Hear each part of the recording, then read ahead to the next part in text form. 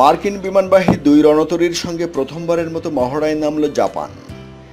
মার্কিন বিমানবাহী দুই রণতরীর সঙ্গে জাপানের নৌ এবং বিমানবাহিনী যৌথ মহড়া শুরু করেছে। গতকাল থেকে জাপান সাগরে শুরু হওয়া এই মহড়া টানা 3 দিন চলবে। ক্ষেপণাস্ত্র ও পরমাণু কর্মসূচিকে কেন্দ্র করে উত্তর কোরিয়ার সঙ্গে টানাপোড়েন যখন তুঙ্গে, তখন এ মহড়ায় নামল দেশ দুটি। মার্কিন বিমানবাহী রণতরী ইউএসএস কার্ল ভিনসন এবং ইউএসএস রোনাল্ড রিগানের সঙ্গে মহড়ায় অংশ নেয় জাপানের ডেস্ট্রয়ার হিউগা এবং আশিয়াগারা। জাপান সাগরে এ মহড়া চলছে।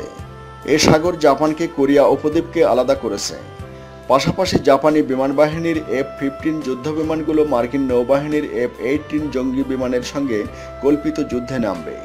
জাপানের সামরিক বাহিনীর মুখপাত্র বলেছেন, এই প্রথম বিমানবাহী দুটি রণতরীর সঙ্গে মহড়া চালাচ্ছে জাপান। মার্কিন সপ্তম নৌবহর নিজ ফেসবুক পাতায় দেয়া বিবৃতিতে এ মহড়াকে নিয়মিত প্রশিক্ষণ হিসেবে দাবি করেছে। ভারত এশীয় প্রশান্ত মহাসাগরীয় বাহিনীর পারস্পরিক তৎপরতা এবং প্রস্তুতি বাড়ানোর জন্য এর আয়োজন করা হয়েছে বলেও ফেসবুকে উল্লেখ করা হয়েছে।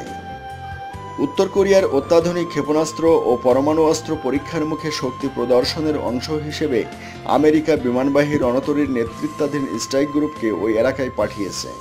এছাড়া দক্ষিণ কোরিয়ায় থার্ড ক্ষেপণাস্ত্রও মোতায়েন করেছে আমেরিকা।